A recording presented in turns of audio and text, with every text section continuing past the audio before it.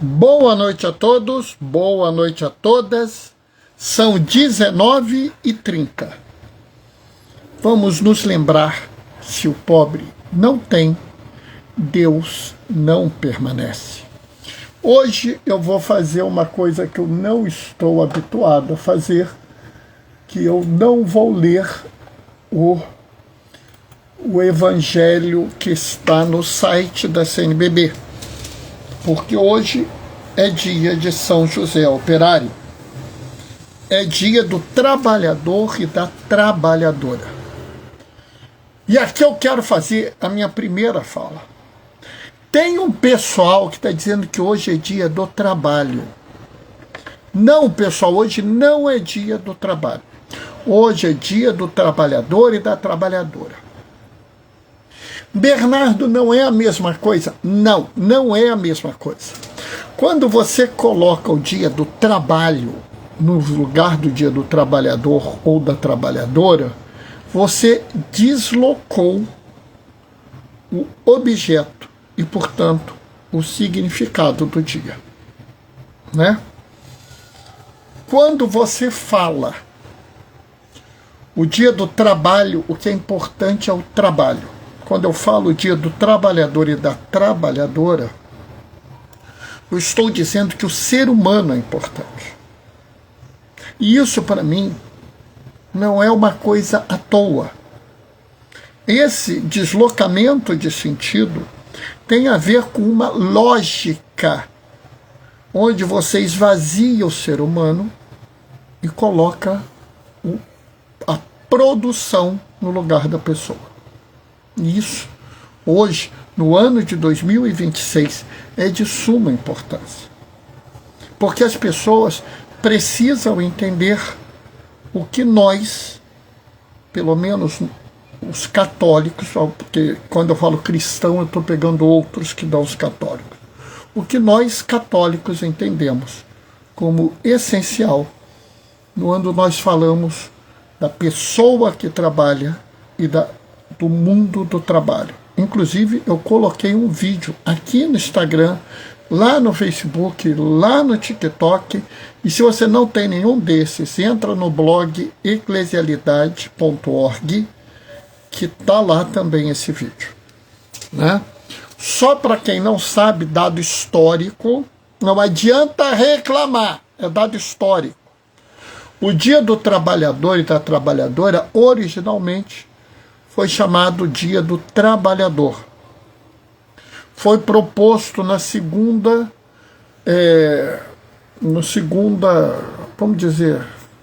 segunda grande reunião, né, na segunda Internacional Socialista, como uma estratégia política para conseguir a jornada de 8 horas de trabalho, 8 horas de trabalho por dia. Então, se você, como eu, é um trabalhador que tem que trabalhar horas por dia, e você não trabalha mais 12, 14 horas por dia, agradeça ao movimento socialista, internacional socialista, tá?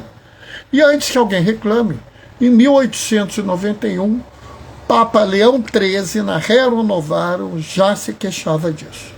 Mas foi preciso que o movimento dos trabalhadores, o movimento socialista, o movimento comunista se organizasse para que essa pauta fosse atingida. Hoje, aqui no Brasil, nós estamos com 2 pautas importantes. O fim da pejotização irrestrita, ou seja, tudo tem que virar pessoa jurídica, porque isso vai tirar o seu FGTS, o seu 13º, o seu direito a férias, seu direito a licença por doença, porque a pessoa jurídica não tem nada disso, né? E a outra coisa é o fim da escala 6x1, sem redução do salário. E antes que alguém queira reclamar que eu estou falando de política, como o Guinho Inquisidor já está batendo aqui na porta, eu quero lembrar vocês que na mensagem ao povo brasileiro da CNBB desse ano, esses 2 tópicos foram apresentados. Oi, Gracinha, boa noite, paz e bem. E já está na hora, vamos começar com o Evangelho. O Senhor esteja convosco. Ele está no meio de nós. Proclamação do Evangelho de Jesus Cristo segundo Mateus. Naquele tempo, dirigindo-se para a sua terra, Jesus ensinava na sinagoga, de modo que ficavam admirados e diziam: de onde lhe vem essa sabedoria e esses milagres? Não é ele o filho do carpinteiro? Sua mãe não se chama Maria? Seus irmãos não são Tiago, José, Simão e Judas? Suas irmãs não moram conosco? Então de onde lhe vem tudo isso? E ficaram escandalizados por causa dele. Jesus, porém, disse: um profeta só não é estimado em sua própria pátria, em sua família. E Jesus não fez ali muitos milagres, porque eles não tinham fé. Palavra da salvação. Novamente explicando, eu estou lendo o Evangelho de Mateus e não o Evangelho de João, por causa de São José Operário. Existem algumas traduções para essa passagem, e aí começa uma série de discussãozinha boba, que eu não tenho o mínimo interesse. Tá? Não tem, assim, não vou gastar nenhuma gota de saliva para ficar discutindo besteira.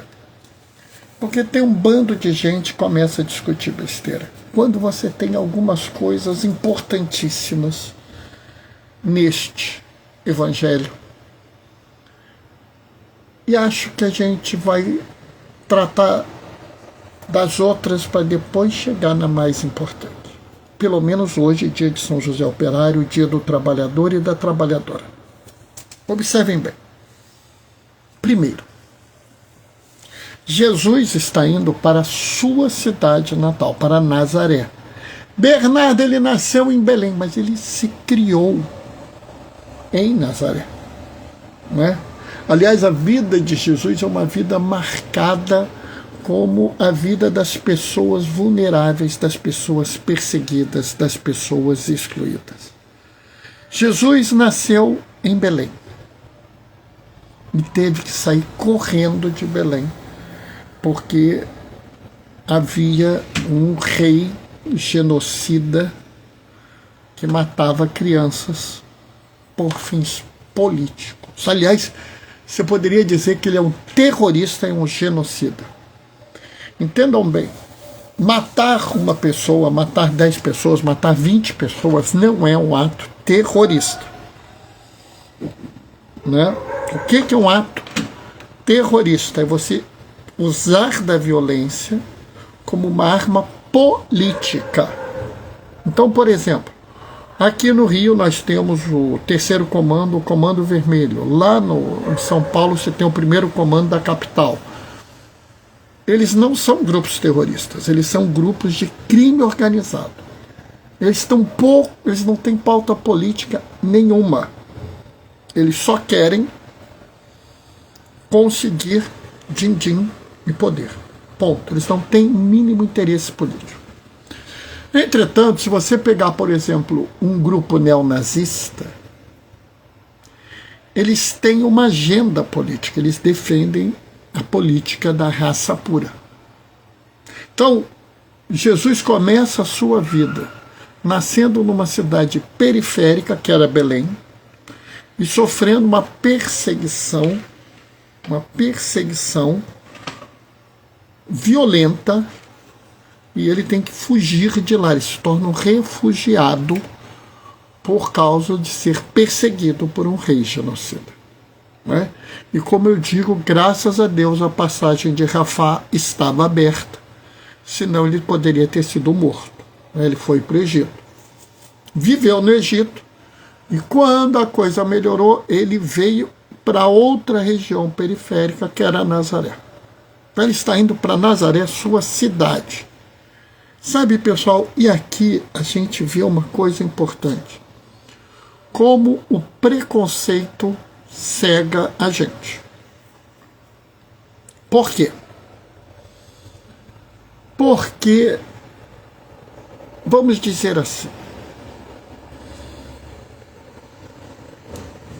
Jesus era entendido, pelo menos, como um grande profeta. E quando esse grande profeta chega na cidade,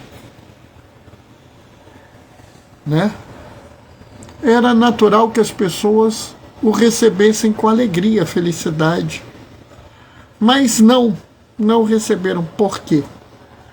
Porque o preconceito cega as pessoas. Eles esperam que o Messias seja um líder guerreiro, seja de uma família nobre ou da casta sacerdotal. Eles não podiam imaginar que o Messias nasceria numa cidade periférica, fosse um pacifista radical de uma família de trabalhadores manuais. Nunca. Isso não pode ser o Messias. Isso aí é outra coisa. Por quê? Porque o preconceito cega. Quando você reduz uma pessoa por uma característica própria dela, você tirou desta pessoa a dignidade. E aí eu quero aqui dizer que toda forma de preconceito é em si um grave pecado. É um pecado social extremamente grave. Oi, mozinho. Boa noite, paz e bem. Então, quando você vê um negócio desse, você começa a aprender que todas as formas de preconceito, por tirarem a dignidade humana, dom que Deus deu à humanidade, dom que nos foi retirado pelo pecado original, mas que nos foi restituído pela misericórdia divina e que foi plenamente resgatado quando Jesus se encarna, sofre a paixão, a morte e ressuscita. Então, assim, toda forma de preconceito é um pecado gravíssimo. E todo aquele ou aquela que estimula o preconceito, seja no ato ou no discurso, é alguém que comete pecado grave. Do mesmo jeito que toda e qualquer pessoa que reduz o sofrimento, desvaloriza o sofrimento, a angústia, a pessoa que diminui a importância de um sofrimento, de uma angústia de alguém, está em pecado. Você pode não ter entendido isso, mas eu quero dizer para você agora. Não fica falando que a pessoa está de mimimi. Ah, isso aí é mimimi do fulano. Ah, essa é uma geração dodói. Reclama de tudo. Pessoal, não tratem o sofrimento de outra pessoa de forma a desmerecer o sofrimento. Eu posso não entender quanto dói o racismo. Eu posso não entender quanto dói a xenofobia, o ódio contra a comunidade LGBTQIAP+, ou aos pobres. Eu posso não entender isso. Eu posso não entender quanto dói para uma mulher o machismo.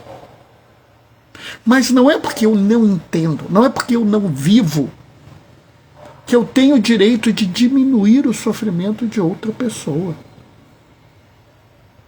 Se alguém se sente ofendido, ofendida, se alguém se sente humilhado, humilhado, se determinada expressão atinge uma pessoa, eu não posso dizer que essa pessoa está de mimimi, que essa pessoa é de uma geração dodói, porque eu estou tirando dela a dignidade dela. Aí eu tenho que tomar cuidado até com os termos que eu uso para falar de uma pessoa. Porque se eu não tomar cuidado e usar um termo que retire dignidade, que possa ofender alguém, eu também estou pecando. Entendam? É necessário que a gente retire de nosso vocabulário, retire de nossa consciência coisas que minam a dignidade das pessoas. E eu vou falar para você o seguinte, isso é muito difícil. Isso não é uma coisa fácil de fazer. Isso não é algo trivial que alguém faça com o pé nas costas. É por isso que a gente tem que começar a fazer isso hoje. E aí, eu quero pegar mais um ponto, que é o seguinte: Jesus não fez ali muitos milagres, porque eles não tinham fé. A ideia aqui é uma ideia perturbadora, porque muitos acham que o milagre é uma exposição de poder, que o milagre é uma manifestação de qual fantástico é aquela pessoa. Aquela pessoa é muito fantástica, é muito especial, e aí ela faz milagre. Ah, pastor fulano, padre cicrano, o missionário Deltrano são maravilhosos porque eles fazem um monte de milagre. Não. Não pensem assim. Pensem.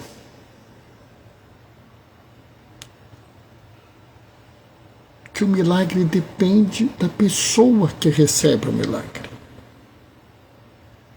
O milagre não é um ato de confirmação do poder de alguém.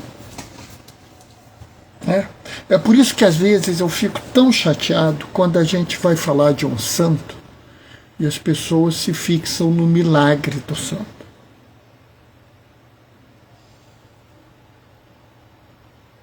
O milagre não é para mostrar o poder. O milagre tem a ver com a fé de quem recebe o milagre.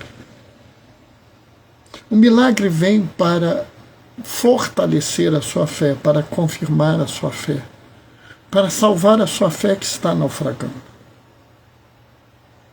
Quando o milagre se realiza porque a pessoa alvo do milagre precisa dele.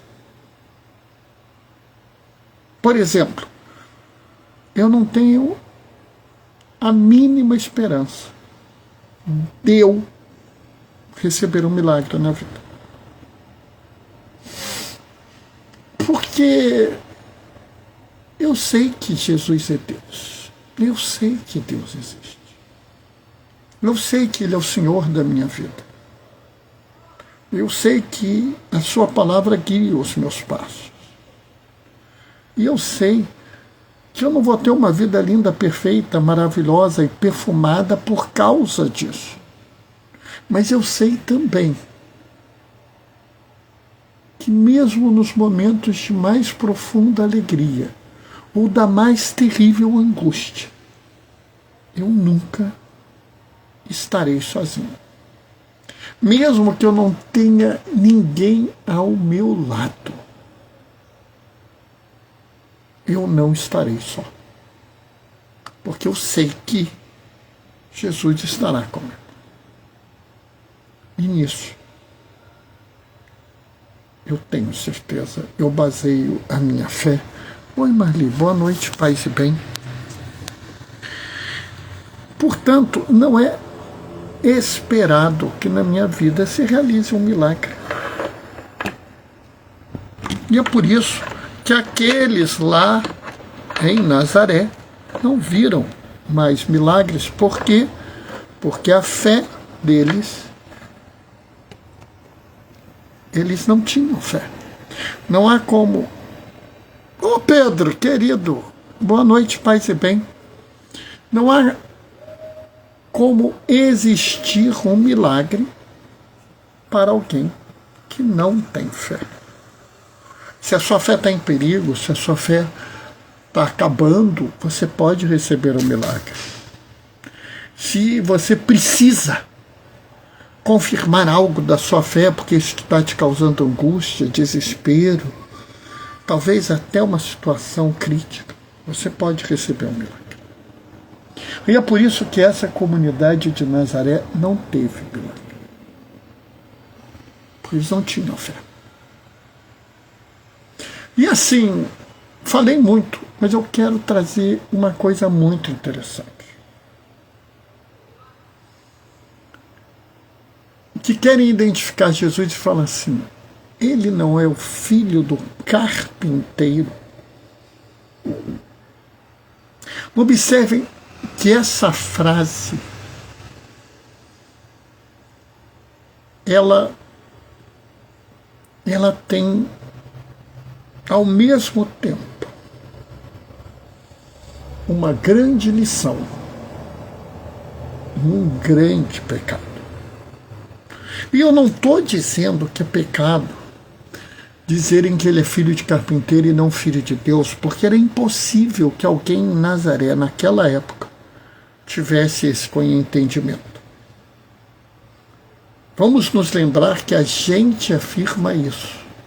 Nós, cristãos, afirmamos isso muito depois da morte de Jesus. Na verdade, o único evangelho que claramente afirma que Jesus é filho de Deus é o Evangelho de João, escrito no final do primeiro século, início do segundo. Então, eu não estou dizendo que o problema é não dizerem que ele é filho de Deus, o problema é eles dizerem que ele é filho do carpinteiro. Porque eles reduziram José ao trabalho dele. Sabe, reduzir o ser humano ao seu trabalho, dizer que o trabalho enobrece o homem, não é suficiente. Aliás, eu já falei muito isso. De uns anos para cá eu parei. Porque eu caí em mim que isso é tirar o valor da pessoa e dar ao trabalho. Isso me lembra, inclusive, o portão do campo de Auschwitz, do campo de concentração.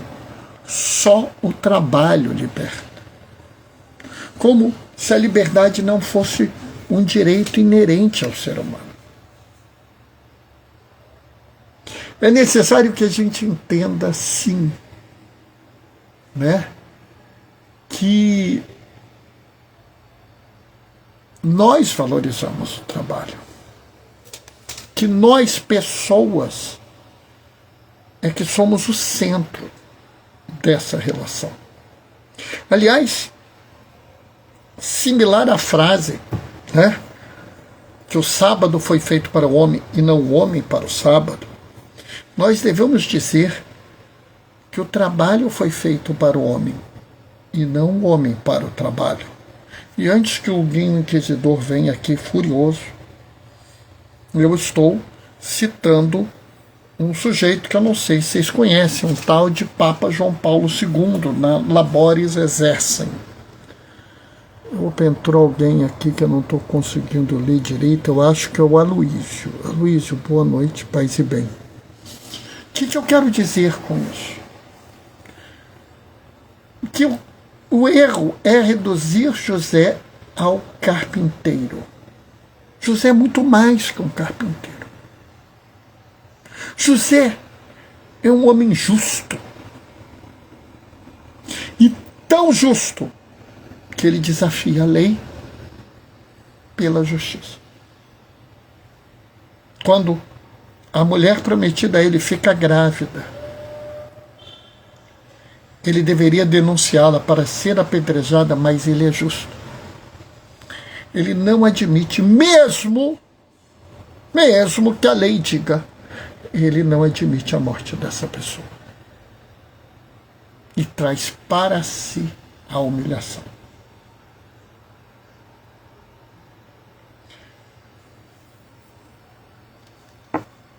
E ele se torna não só um homem humilhado, como ele abre mão da sua tranquilidade, porque ele será ofendido o resto da vida.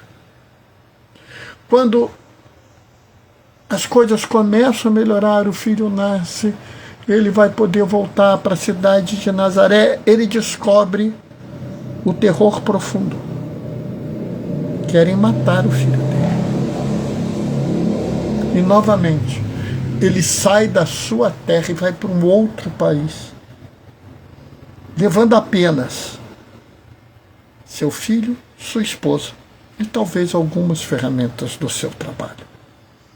Ele vai para uma terra distante, de outra língua, de outra cultura. Mas ele é justo. E cuida dos outros. O mozinho está gritando aqui que ele vai com a mirra e com os presentes dos magos. Modi, se é verdade que ele recebeu isso, né? Vamos lembrar que esse evangelho foi escrito muito depois dessa época. E que esse evangelho, essa passagem, ela tem um objetivo. Depois a gente fala um dia sobre isso. E estando lá, ele tem que recriar toda a vida dele. Mas a segurança do seu filho e de sua esposa é mais importante do que a tranquilidade dele. Em frente ao grande pecado social do genocídio, ele busca apenas com o seu trabalho fazer o sustento da sua família. E provavelmente, alguns anos depois, quando está tudo começando a se estabilizar, ele sai de novo. Que coisa maravilhosa esse homem! Ele olha e fala assim, está tudo bem aqui, mas eu posso voltar. É preciso que eu volte. É preciso que eu leve o meu filho para Israel, para que o povo, porque Israel não é um país, é um povo, para que o povo conheça a luz. Para lá, na região das trevas da morte, comece a brilhar a luz. E ele sai.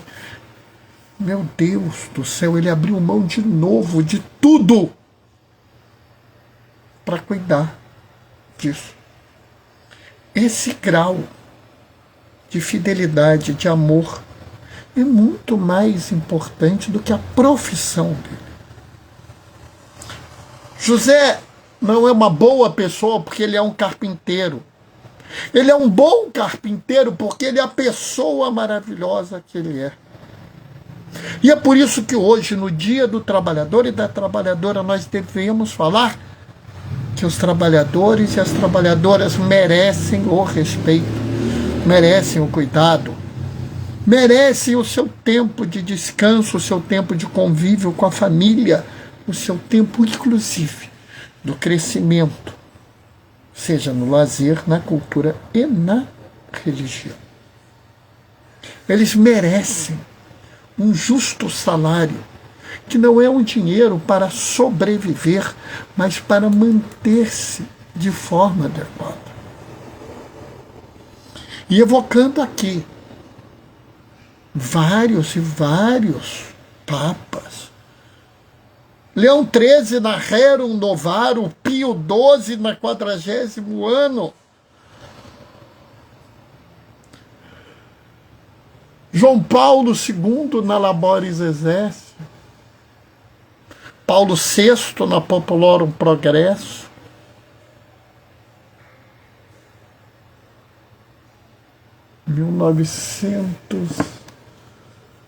Eu ainda digo, Papa Francisco na Laudato Si. Todos eles falam dos direitos dos trabalhadores e das trabalhadoras.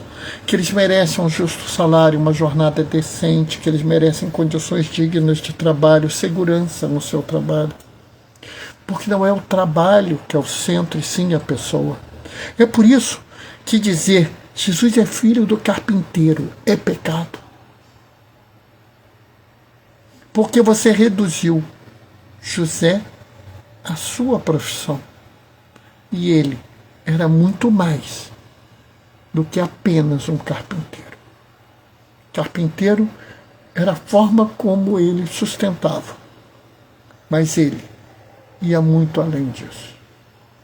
E é isso que eu espero que vocês passem a entender nos dias de hoje. Amém? Bom, essa foi a reflexão de hoje. Deixa eu ver que horas são. 8 horas e 2 minutos. Não falei muito, né? Espero que vocês tenham gostado, que tenha valido a pena. Amanhã, sábado, não deve ter live. Aliás, na manhã, sábado, tem live. Domingo é que não tem. Estou meio perdido. Então, amanhã, sábado, vai ter live. Eu vou falar sobre o Evangelho de domingo. Tá? Eu não li ainda, vou ler amanhã de manhã. Mas, se não me falha a memória da liturgia, amanhã é o dia que nós vamos ouvir que eu sou o caminho, a verdade e a vida. E aí acho que vai ser uma homilia muito interessante. Vocês estão convidados a ouvir, tá? Bom, vou me despedir deixando a minha bênção. O Senhor esteja convosco. Ele está no meio de nós por intercessão de São José Operário. Desça sobre vós e permaneça para sempre. A bênção do Deus Todo-Poderoso no amor, aquele que é Pai, Filho e Espírito Santo. Amanhã, às 19h30, a gente se vê. Até lá. Beijos e bênçãos. Tchau, tchau.